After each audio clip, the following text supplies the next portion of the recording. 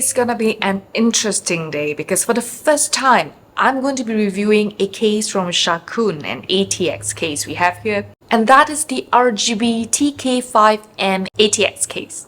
As the name says, this is an RGB case that comes with 4 pre-installed RGB LED fans. So this will be an excellent option for those of you who are looking for an RGB case to make an RGB build.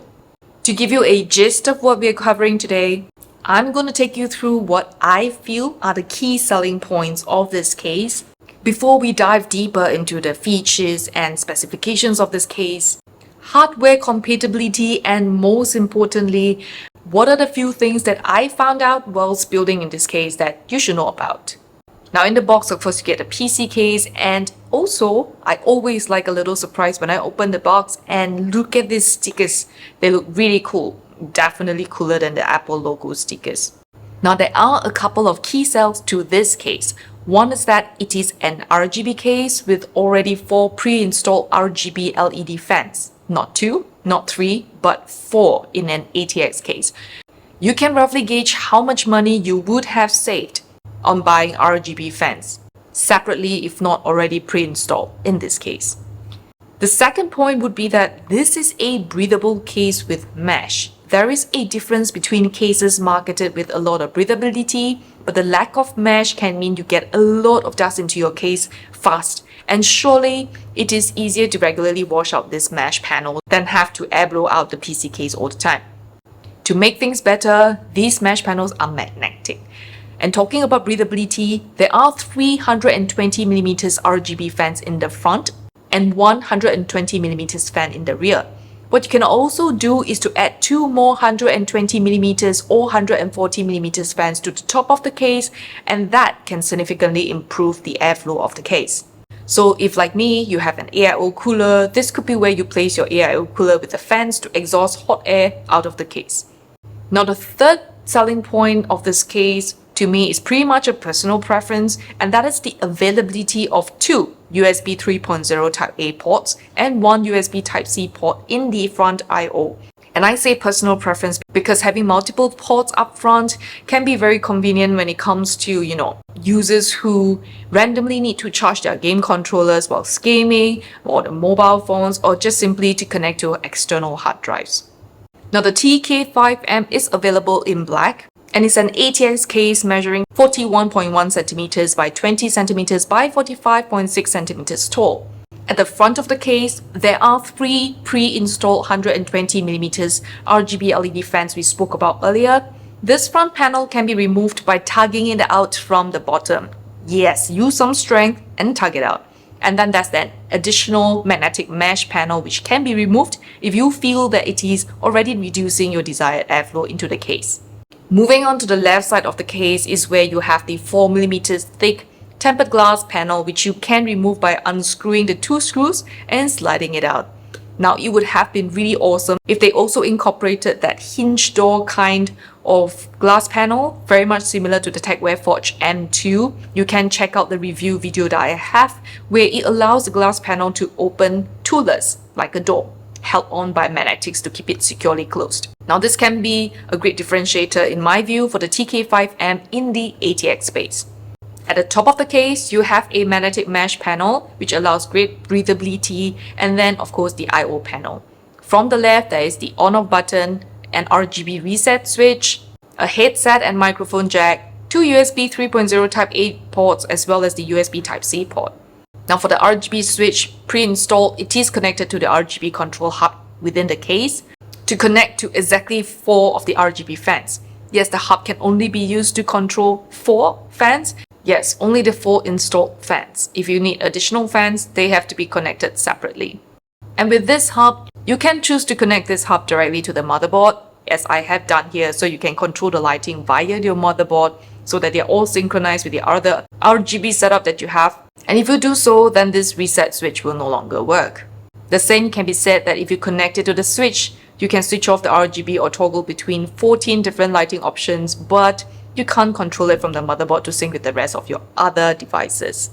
Moving on to the right side of the case, this is straightforward. This is where we access the case. This is where I will hide my obscene, terrible cable management Once again, it is open typically. Remove the 2 screws and slide out the panel. There is a bit of a bulge here to accommodate the cables, though I will touch a bit more on that later on. Now to the rear, this is where the 4th pre-installed RGB LED fan is, and there's a lot of breathability with the cutouts. Nothing special to talk about. And for hardware compatibility, beginning with motherboard, this case works with ATX motherboard, micro ATX motherboards, as well as mini ITX motherboards. For power supply, this case can take power supply up to 17.5 centimeters in length. For graphics card, you can comfortably mount a graphics card up to 310 millimeters, and if you do remove the front panel fans, that means you don't use the 3 fans in the front, you can mount a graphics card up to 335 millimeters. For storage, you can install up to 5 2.5-inch drives. So if you refer to the side of the tempered glass panel, you can have 2 here next to the front panel fans and 1 at the bottom of the case. And if you go to the right side of the case, this is where you can add the 4th 2.5-inch drive in the storage drive drawer and the final one on top of the storage drive drawer. Now, if you're installing 3.5-inch storage drives, then you can only have 2, which is in the storage drive drawer and on top of it. And if you are using a combination, then lucky you, you can have 2 3.5-inch storage drives and 3 2.5-inch storage drives, making it 5 in total. After building to this case and exploring multiple different build options, this is what you need to know that the website and specifications don't tell you. Firstly, this case does have a Type-C USB port on the front I/O panel. However, you will need a motherboard with a USB 3.1 header in order to use this port. So if you are using an ATX motherboard, the newer ones generally have this port, so which is not a big deal. However, if like me, coming from an ITX motherboard, then this is a port that's not available widely, which in my case, I won't be able to use the Type-C port on the I/O, but then would have to refer to the one at the back of the case from the motherboard.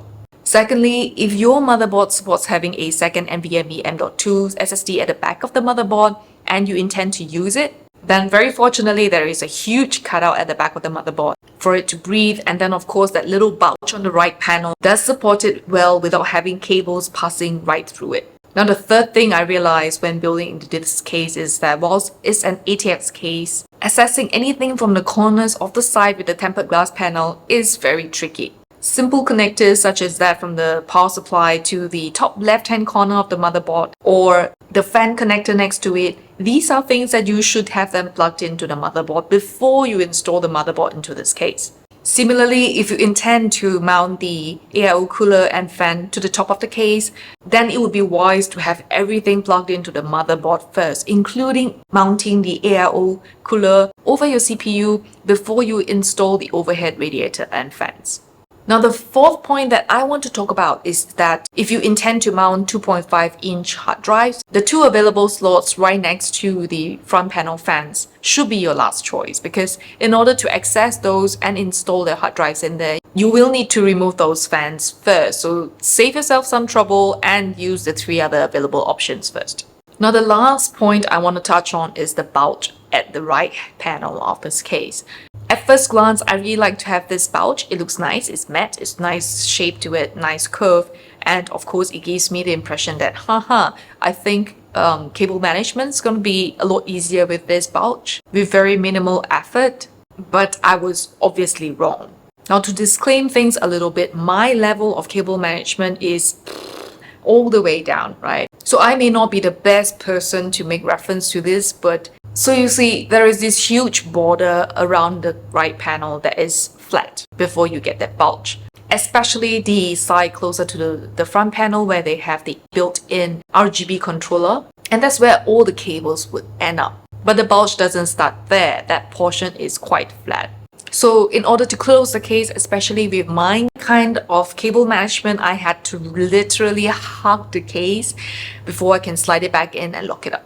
So this basically sums up what I want to share with you today on the Sharkoon TK5M ATX case. And you know, for this case, I really like the quality of the build. The design is great, and the best part of it to me, in my opinion, is still the value.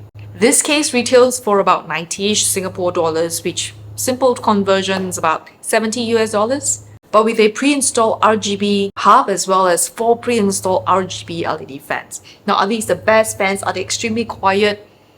I can hear the fans. They're not obscenely or disturbingly loud. And from an exterior perspective, I think this looks great. Let me know your thoughts on this case if this ATX case does tickle your interest. And before you go, we would greatly appreciate if you subscribe to our channel and drop us a like if you appreciate what we do here. And until we get to the next one, take care and I will see you soon.